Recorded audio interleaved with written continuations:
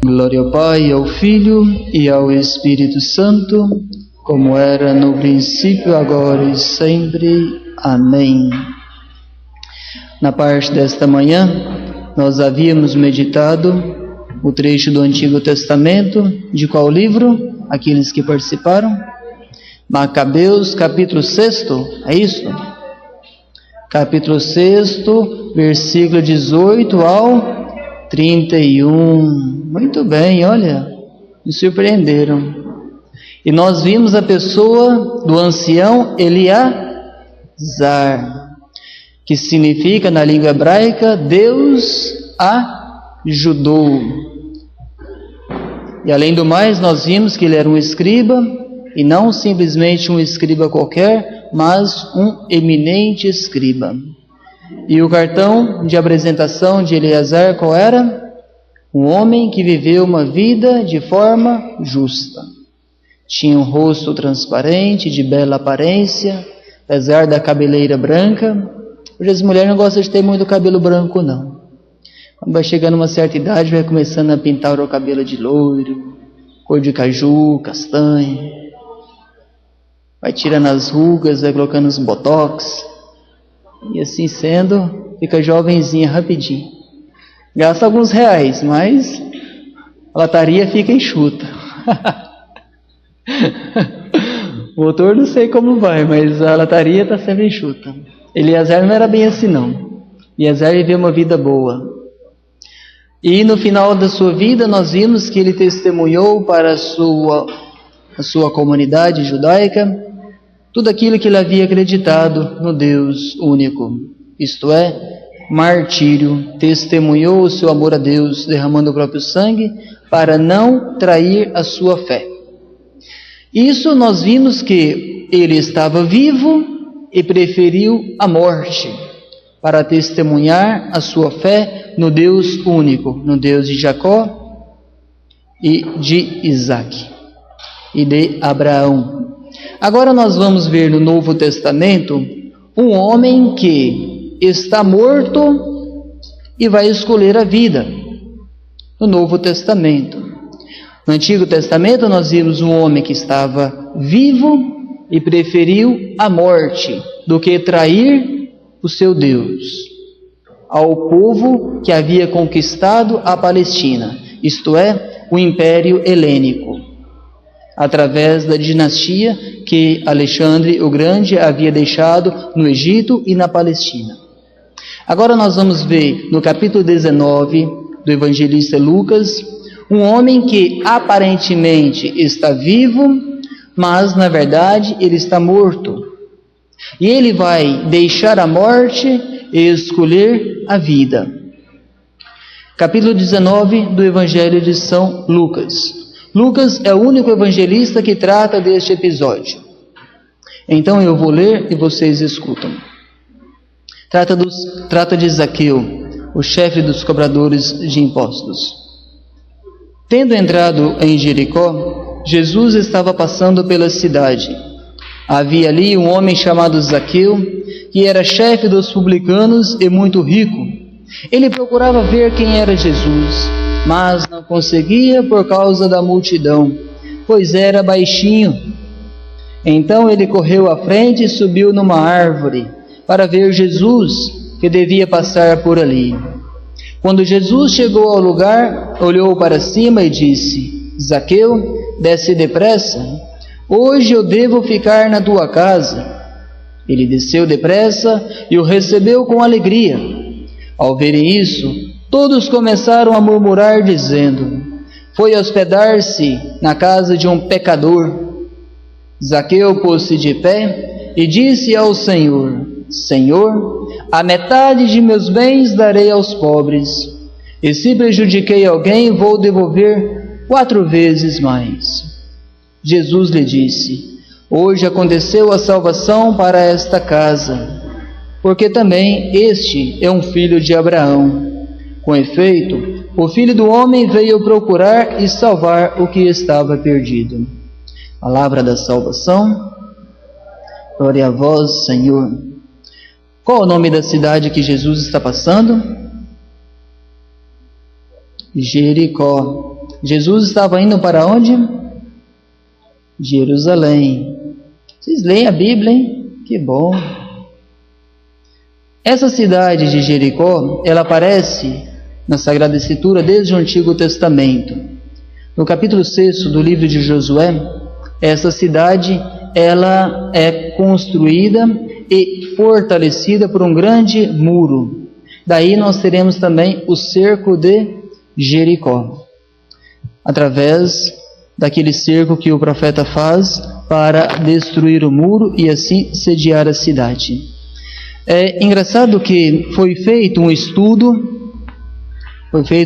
por alguns arqueólogos, que Jericó, se ela não é uma das cidades mais antigas do mundo, cerca de 6.800 anos antes de Cristo. E este estudo foi feito pela Escola Inglesa de Arqueologia, isso no século passado, datado nos anos de 1951 a 1957. 6.800 anos antes de Cristo ela já existia. Isso aí é um dado comprovado pela arqueologia. E nós vemos que no Antigo Testamento, Josué apresenta essa cidade aqui já existente. Isso no Antigo Testamento. No Novo Testamento, essa cidade vai aparecer diversas vezes no texto sagrado. Lucas vai apresentá-la algumas vezes, mas outros evangelistas também. Vemos, por exemplo, no Novo Testamento que Jesus estava também passando por essa cidade e nessa cidade ele é recebido por um homem que está sentado na beira de um caminho. E aquele homem padecia da cegueira. E aquele homem dará o título de Jesus de filho de Davi, nessa mesma cidade. E aquele homem é chamado de Bartimeu, o cego Bartimeu. Foi nessa cidade aqui. Essa cidade será um cenário onde Deus realizará prodígios em prol de várias pessoas. Também na cidade de Jericó, Jesus, certa vez, para evangelizar, para dar um ensinamento a um mestre da lei, dará uma parábola envolvendo essa cidade. Jesus dizia que ali na cidade, nas cercanias, na estrada que ligava Jericó a Jerusalém, Jericó ficava a cerca de 30 quilômetros de Jerusalém, isso geograficamente falando. Naquela estrada, Jesus dizia que um homem estava descendo e ele foi assaltado por alguns bandidos. Aqueles bandidos, além de terem roubado, bateram nele e deixaram quase morto. E ali descendo um doutor da lei e um fariseu. E nenhum dos dois fez aquilo que deveria fazer com aquele homem, de ajudar. Mas Jesus vai situar que um homem da Samaria, passando ali, viu aquele homem enfermo, semi-morto, prestará ajuda àquele enfermo. O levará a uma pensão e colocará ele à disposição do encarregado, pagando assim a sua estadia, que é a parábola do bom samaritano. Portanto, Jericó é uma cidade muito privilegiada neste âmbito. É uma cidade do qual também, hoje, neste capítulo 19, Lucas também irá mostrar de forma particular que ali naquela cidade Jesus vai trazer de volta à vida um descendente de Abraão, que estava morto. Vimos na parte da manhã que um grupo que tentou persuadir Eleazar a comer forçadamente carne de porco imolada aos ídolos, haviam debandado. Eu ainda até usei este termo, virou a casaca. Traiu a sua religião. Eles traíram a religião passando para o lado dos conquistadores, os opositores. Neste caso, da dinastia, que estava ali naquele período, 120 anos antes de Cristo. Aqui nós temos também um outro fator. Neste período aqui de Jesus, nós temos outros opositores à religião judaica. No Antigo Testamento nós vimos que era a cultura helênica, o Império Grego. Aqui nós não teremos mais o Império Grego, mas nós teremos o Império Romano. E aqui Roma está se expandindo territorialmente e está sendo colocando como força política as outras nações que eram conquistadas. Zaqueu, sendo um herdeiro de Abraão, um descendente de Abraão, é um judeu, porém, nós vemos que este homem aqui havia copiado o modelo daquele grupinho que tentou persuadir Eleazar. Ele se vendeu ao poderio romano. Porque, dirá Lucas, ele era o quê? Cobrador de impostos? Não, ele era o chefe de cobrador de impostos. E os cobradores de impostos estavam submissos diretamente ao poder de Roma. Portanto, ele tinha um privilégio. Tinha pessoas sob a sua responsabilidade. Portanto, era um homem que podia se enriquecer e de fato era rico. Agora, é interessante como Lucas coloca a figura deste homem Zaqueu. Ele apenas ouviu dizer sobre Jesus. E ele, ouvindo dizer sobre Jesus, se entusiasma em querer conhecê-lo. Mas Lucas é cômico e diz que aquele homem, ao saber que Jesus está passando por ali, vai até o seu encontro. Mas ele tem um probleminha, que talvez muitas pessoas padecem também. Ele é de baixa. Lucas é sábio, coloca de baixa estatura, mas nós sabemos, em outras palavras, é um anão. É um anãozinho. Agora imaginemos a vida deste homem para chegar a ser chefe dos cobradores de impostos. Como ele fez para chegar até ali? Acredito eu que aqui nós devemos usar um pouco também da nossa inteligência e ver um pouco da psicologia. Um homem como Zaqueu, que provavelmente ia na escola rabínica, via que os seus coleguinhas cresciam e ele não. Viam que os coleguinhas adquiriam algo que ele outrora não adquiria, devido à sua sensibilidade, que não era tanto grande, mas inferior, devido ao problema da sua estatura. E aqui Zaqueu começa então a observar a sua realidade e a realidade alheia. E a primeira ocasião que Zaqueu tem, ele não perde esta ocasião para sobressair aquele senso de inferioridade. E qual foi essa ocasião? Passando para o lado dos opositores. Ele passa para o lado do poder romano. Isso para demonstrar um certo poder que ele não tinha, mas foi-lhe dado, devido também ao seu empenho que ele teve que desempenhar. E é interessante ver que Zaqueu tinha esta quase que obrigação em demonstrar aquilo que ele de fato poderia ser, a capacidade. Ele acaba conseguindo, porque chega até ser chefe, tem um grupo sob sua responsabilidade.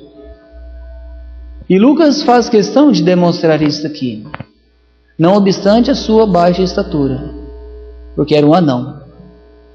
E era casado, tá? E tinha 2 filhas, segundo a história.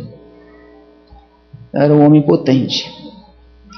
Agora, Lucas coloca que ele era rico.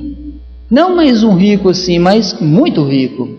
Isso demonstra que roubou muito também. Roubou porque ele era chefe dos cobradores de impostos e ele cobrava sobre aquilo que os outros recebiam ainda. Então, além dele ter o seu salário, ele recebia sobre aquilo que os outros recebiam. E aqui, quando ele resolve a ir até Jesus, aqui começa também o seu ressurgir para a vida. Quando Zaqueu sai de seu palácio e vai até a entrada da cidade onde Jesus está passando, que tem uma árvore à sua disposição, começa o processo de conversão de Zaqueu. Aqui que nós devemos compreender o que significa eis que faço nova todas as coisas.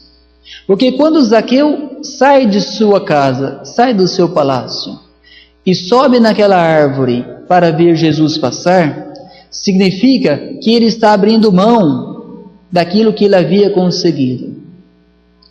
Ele começa a abrir mão daquilo que ele havia conseguido e começa a ter a aceitação da sua própria limitação estaturística ou da sua estatura física. Ele começa a aceitar a sua pequenez. E aqui, quando ele sobe no sicômoro, ele sobe na árvore, ele começa também a romper os laços que o ligava. Isso para dizer que, imagine só, aquelas pessoas que estavam sob o seu controle, sob a sua responsabilidade. Veja, nosso chefe, cheio de si, um homem prepotente, que pode tudo, está subindo na árvore para ver Jesus. Ele que pensa de ser tão grande, mas na verdade é tão pequeno. Ele que se sente de ser tão poderoso, mas na verdade é tão frágil.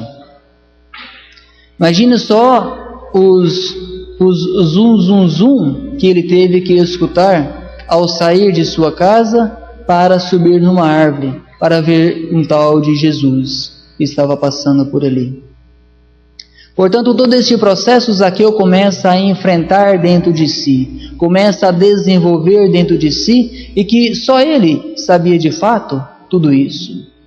As pessoas que estavam ao seu redor poderiam apenas contemplá-lo, mas não sabia da guerra que estava acontecendo no seu interior.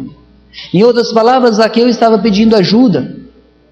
Em outras palavras, Zaqueu estava pedindo de ser ajudado.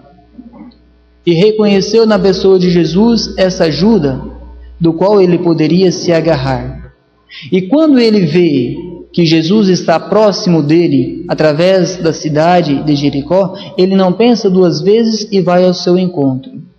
E começa, portanto, este processo de mortificação, ou de vivificação. Porque antes estava morto, porque era um homem traidor, traiu a sua própria religião, traiu a sua própria nação. Ao contrário de Eleazar, como nós escutamos nesta manhã. E Lucas vai falar assim, que quando ele sobe no sicômoro, Jesus passa e olha para cima. Aqui começa a graça de Deus a acontecer. E isso é interessante porque a graça de Deus vem sempre ao nosso encontro quando ela encontra uma disposição nas nossas vidas.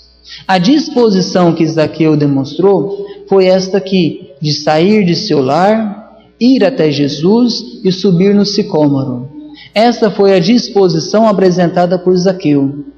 Agora, quando o homem se coloca disponível à ação de Deus, Deus olha sempre e responde a esta ação. Quando Lucas coloca essa questão aqui? Quando Zaqueu está sobre a árvore e Jesus está sob a árvore. Aqui começa a ação de Deus e Jesus demonstra esta coisa. Ele fala para Zaqueu: Zaqueu, desce depressa porque hoje é necessário que eu fique na tua casa. Zaqueu se espanta, porque não pensava de ver a sua graça sendo atendida assim. Mas a graça de Deus vem ao seu encontro. Vem ao seu encontro e Zaqueu a agarra, a abraça, não deixa passar em vão. E Zaqueu desce depressa e acolhe Jesus em seu lar. Então, o primeiro ensinamento que nós podemos tirar é isto aqui, é necessário para que Deus haja na nossa vida mediante uma nossa disposição. Deus pode fazer milagre na nossa vida? Pode. Deus quer fazer um milagre na nossa vida? Quer. Mas como Deus faz esse milagre? Mediante a nossa disposição. É possível de um cachorro falar? Não. Por quê? Porque a sua natureza nunca estará preparada para o dom da fala. É possível de um homem se converter, o mais duro que ele seja? É possível, mediante a sua disposição. Quais são as disposições que o homem deve abraçar ou apresentar? A igreja, nós temos o sacramento da reconciliação. Uma das disposições é esta: se aproximar do sacramento da reconciliação. Mostrando esta abertura a Deus, Deus fará a sua parte. Virá até o encontro do homem que se mostrou disponível e dará a ajuda que ele precisa. Agora, se a pessoa não mostra disponível, Deus não faz violência. A palavra de São João no Apocalipse mostra que eis que estou à porta e bato. Se você abrir, eu entrarei e cearei contigo e tu comigo. Mas se você abrir, não é que ele vai arrombar a porta e entrar para dentro, não. Porque Deus é educado. Deus é educado. Portanto, este abrir a porta, nós traduzimos como disposição. E Zaqueu mostrou-se disponível, dando estes passos na fé. E Deus responde, como? Ficando na sua casa. O primeiro fruto, quando Jesus entra na casa de Zaqueu, é este aqui. Zaqueu reconhece os frutos do seu pecado, os roubos, o levar vantagem sobre os outros. E ele fala: Senhor, se eu roubei, darei a metade de meus bens aos pobres. Ou melhor, Senhor, a metade dos meus bens eu darei aos pobres. Foi o primeiro fruto de ter acolhido Jesus. Ele que viveu uma vida não boa, pegou os seus bens, dividiu em duas partes e deu uma parte aos pobres. Ficou com a outra metade. Foi honesto, porque ele também trabalhou.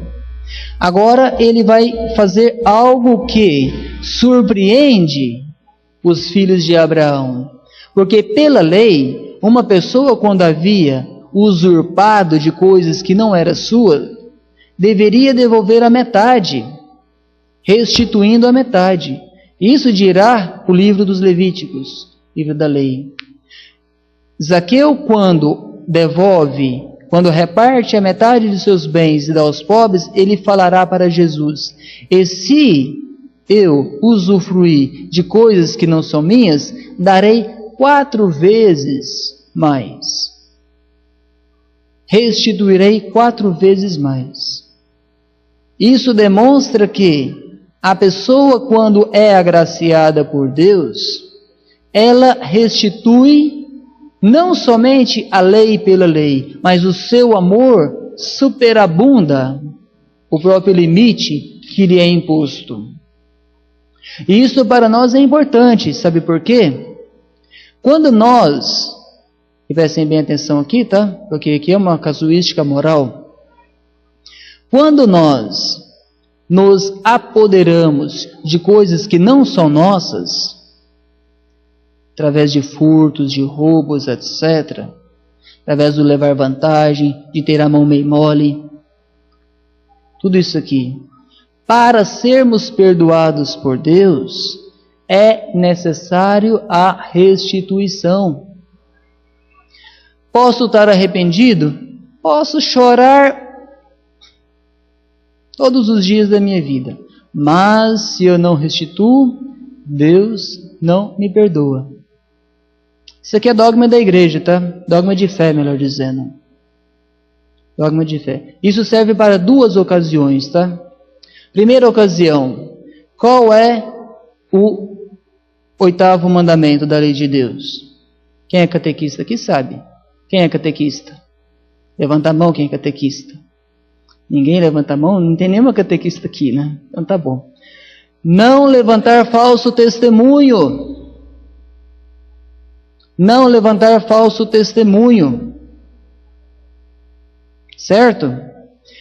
Para uma pessoa que levanta falso testemunho de forma pública, para receber a absolvição do padre, ele tem de forma pública pedir perdão para a pessoa do qual ele defamou. Se a pessoa defamar alguém, levantar falso testemunho de outras pessoas de forma pública, para ser perdoado por Deus através do sacramento da reconciliação, tem que, de viva voz, de forma pública, pedir perdão também, restituir a boa fama da pessoa do qual ele levantou falso testemunho. Compreenderam? Este é um. O segundo é justamente esse aqui. A pessoa rouba, usufrui de coisas que não são suas, embolsa o dinheiro, pega um objeto e depois está arrependido e vou me confessar. Padre, estou muito arrependido. Padre, chora o leite derramado. E o padre quase entra em desespero. Mas o que essa pessoa fez? Ai, padre, roubei. Roubei de quem? Da minha sogra. Bem que ela merecia. Mas o que você roubou? Ah, roubei 5.000 reais. Gastei tudo na gandaia. E hoje você tem dinheiro para restituir? Não. Mas você está arrependido? Muito arrependido, padre. Então vai trabalhar, adquire os seus 5.000 reais e devolve para ela. Depois você volta aqui e adquire o sacramento da reconciliação através da absolvição. Enquanto você não tem os 5.000 reais, permanece na penitência, na secura. Isso que deve ser feito. Padre, mas eu não tenho como pagar. Não tem como pagar? Então vamos conversar. Vamos fazer um trabalho então de caridade. Vai trabalhar num asilo, cuidar dos velhos, lavar as fraldas dos velhos, vai trocar os velhos, os anciãos, vai cuidar, vai carpir um quintal de uma viúva que não tem como fazer. Vai fazer alguma coisa, vai limpar os bancos da igreja por 1 ano. Até você cair na real e poder pagar aquilo que você roubou. Porque é muito fácil roubar, gastar tudo e depois estar arrependido. Muito fácil. Depois que gasta tudo, aí cai o arrependimento. Aí veio a burrada que fez. Depois quer o perdão de Deus. Deus perdoa, mas com essa condição. Isso vale para essas duas casuísticas. Da boa fama, do levantar falso testemunho e do roubo. Também aqui, Zaqueu compreendeu muito bem, porque a lei pedia para que ele devolvesse 2 vezes a mais. E ele, de coração justo e sincero, viu a burrada que fez, devolveu 4 vezes a mais. Foi muito bom, muito bondoso. E isso para dizer que, quando Jesus entra na casa da pessoa, e entrar na casa da pessoa significa intimidade, tá? Entra no interno da pessoa, entra no convívio daquela pessoa. Jesus Cristo, ao entrar na casa de Zaqueu, não entrou simplesmente na casa, no palácio de tijolos dele, mas entra na própria vida. Então Zaqueu, que estava morto através da corrupção, passa a viver porque Jesus entrou na sua casa. Mas passa a viver porque ele também demonstrou esta disposição. E o primeiro efeito que Jesus faz na vida de Zaqueu é isto aqui: restituir aquilo que ele havia roubado de forma injusta. Portanto, mexe também no bolso, mexe na consciência da pessoa. Tem pessoas que têm uma consciência não muito católica. Ah, padre, eu vim à missa, mas eu senti uma necessidade tremenda, padre, de comungar do corpo de Cristo, e eu não me contive, padre. Eu me joguei ali naquela fila e quando eu vi, eu estava com o corpo de Cristo na minha boca. Fiz uma coisa boa, padre? Sim, fez uma coisa maravilhosa. Qual foi a tua última confissão? Ah, padre, 30 anos atrás. Confessei para o meu matrimônio. E depois desses 30 anos, você nunca faltou à missa? Você sempre comungou pela Páscoa do Senhor? Você esqueceu daquele preceito da igreja de confessar pelo menos uma vez por ano? Ah, padre, é que eu sempre confesso dentro do meu quarto. Mas eu tive tanta vontade. Essa consciência é católica? Essa consciência nunca foi católica.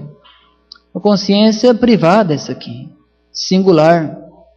E nós, enquanto cristãos católicos, não somos chamados a ter uma consciência singular privada. Devemos ter uma consciência cristã católica, pensar como Cristo pensa, através do ensinamento da igreja.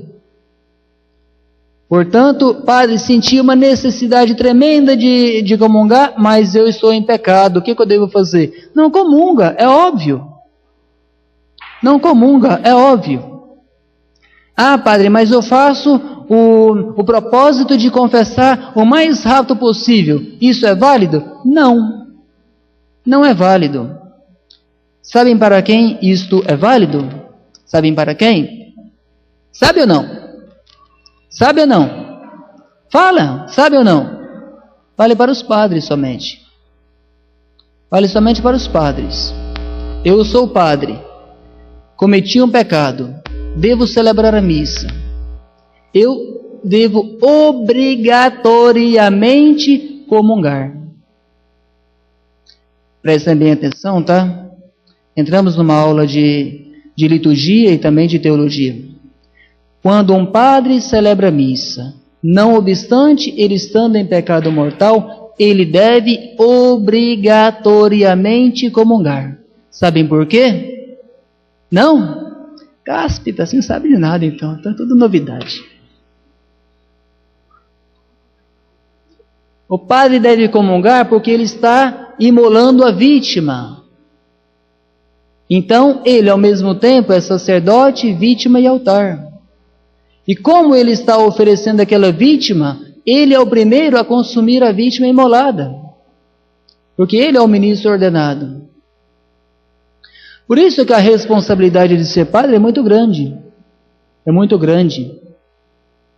Por isso que precisa seriedade, precisa equilíbrio e precisa, sobretudo, ser leal. Leal com Cristo em primeira instância. Isso vale para os padres porque se o padre está em pecado mortal, mas ele deve consumir a vítima, porque se ele não consumir a vítima, que é Jesus, que ele está oferecendo ali, através do ato consecratório, a missa não é válida para ele. A missa pode ser válida para os fiéis, que não tem culpa disso, mas a missa para ele não é válida. Como se fosse um teatro. Não é válida. Por isso ele tem que obrigatoriamente consumir a vítima imolada. Agora ele tem que ter o propósito de comungar e na primeira ocasião se confessar. Para isso a igreja dá esta oportunidade para nós padres. Desculpa. Porque, por exemplo, a pessoa está lá no sertão e não tem um padre para ele se confessar. Ele não pode se confessar com ele mesmo. Se colocar diante do espelho e falar: o Senhor esteja nos teus lábios e no teu coração, para que você possa bem confessar os teus pecados. Qual foi a tua última confissão? Ah, padre, foi uma semana. Quais são os pecados que você deve se confessar? Ah, padre, pequei contra isso, contra aquilo. Ele mesmo se confessar diante do espelho. Não se pode isso aqui. Então a igreja dá, na sua sabedoria, um tempo para que ele se aproxime de um sacerdote e se confessa. Mas para os fiéis, isso não é válido. E isso, infelizmente, acontece muito, tá? Acontece muito. Nós, padres, vemos as pessoas na fila da confissão para se confessar e depois, na fila da comunhão, a pessoa está ali para comungar. Isso acontece lá em casa. Outrora, vejo pessoas que estão na fila da confissão para se confessar, e a nossa confissão é somente após a missa, e de repente na fila da comunhão a pessoa está ali. Depois acontece de eu ir lá no confessionário e a pessoa se confessar comigo e de pecado mortal. Foi válida aquela comunhão para ela? Sabe o que foi? Sacrilégio. Pessoa que comunga em pecado mortal está cometendo o pecado do sacrilégio.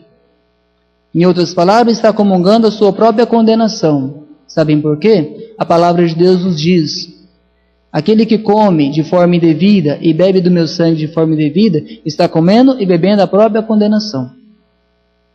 Então, por isso que nós devemos estar muito atentos com essas coisas. Faltar à missa no domingo, meus irmãos, é pecado mortal, tá? Pecado mortal. Se eu faltei à missa no domingo por preguiça, por comodismo, por desinteresse, pecado mortal.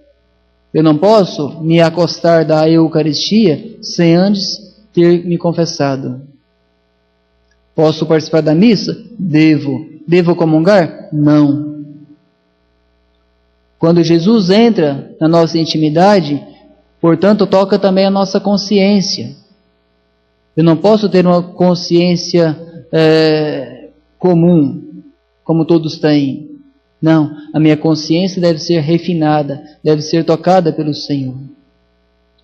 Isso para dizer que a mudança é de forma concreta, é de forma plausível. As pessoas veem a nossa mudança. Quando Jesus entra na nossa vida, a mudança é de forma concreta. Não é uma mudança de forma sentimental. Ai, Padre, eu recebi Jesus, conheço Jesus, eu amo Jesus. E passa a andar com a Bíblia debaixo do braço, mas depois é a mesma porcaria de sempre. Não. Quando Jesus entra na vida da pessoa, a pessoa tem uma mudança de forma concreta. E a primeira mudança demonstra na forma de pensar, na consciência. Isso eu falo para vocês de forma muito caridosa, tá? Quando Jesus entra na nossa vida, a primeira mudança que traz é na nossa forma de pensar. Passamos a pensar como igreja, conforme a igreja. A igreja pensa assim, mas eu penso assim, eu acho isso, eu acho aquilo. Deve achar nada. Deve apenas pensar como a igreja pensa.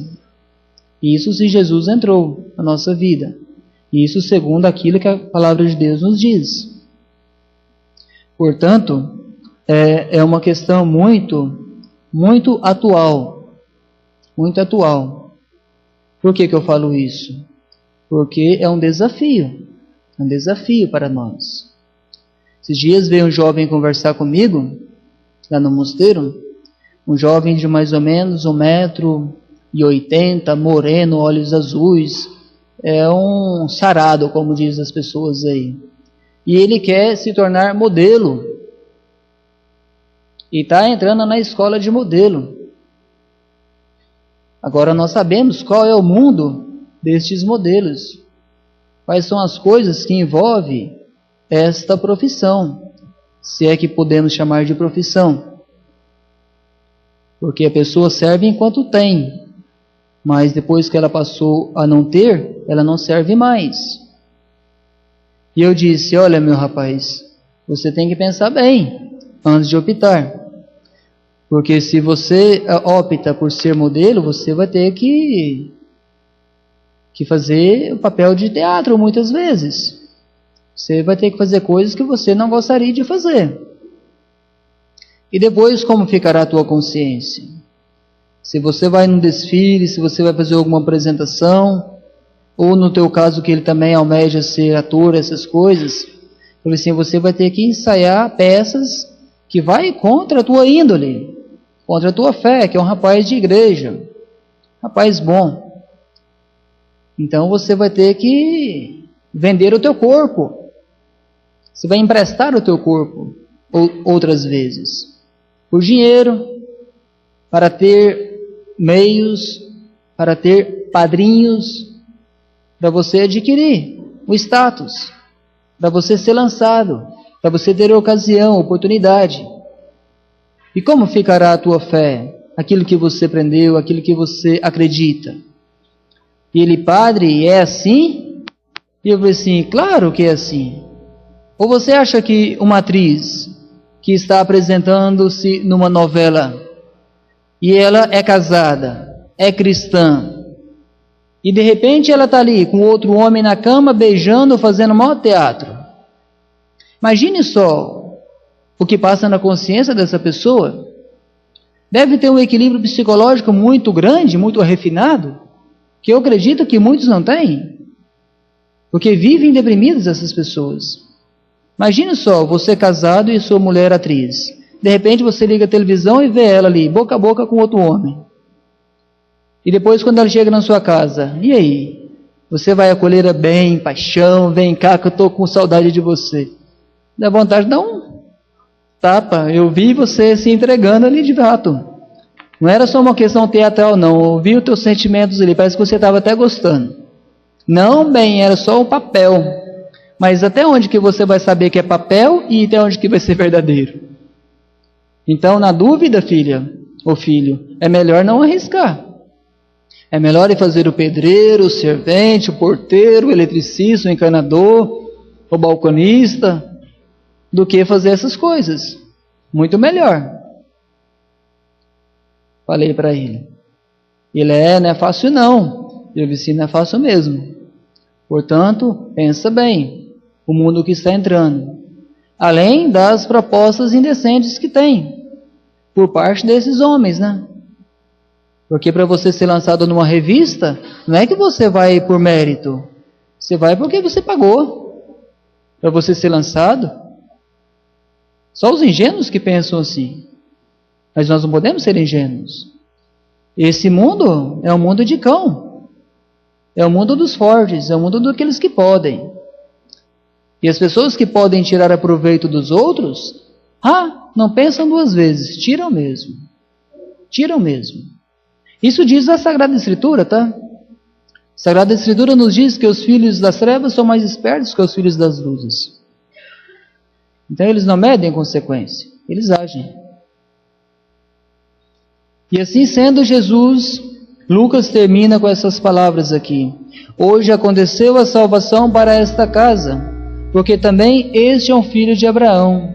Com efeito, o filho do homem veio procurar e salvar o que estava perdido. Vimos na figura de Eleazar a plenitude da vida e a sua entrega à morte para testemunhar a sua fé. E vimos na figura de Zaqueu uma morte e um ressurgir para a vida, porque Jesus veio procurar aquele que estava perdido. Jesus veio dar a vida para aquele que estava morto. Portanto, eis que faço nova todas as coisas. É o que Jesus quer fazer conosco. E isto nós também precisamos. Precisamos ser encontrados pelo Senhor. Para ser evangelizadores, meus irmãos, devemos mastigar essa palavra, tá? Entrar na palavra, no texto bíblico e refletir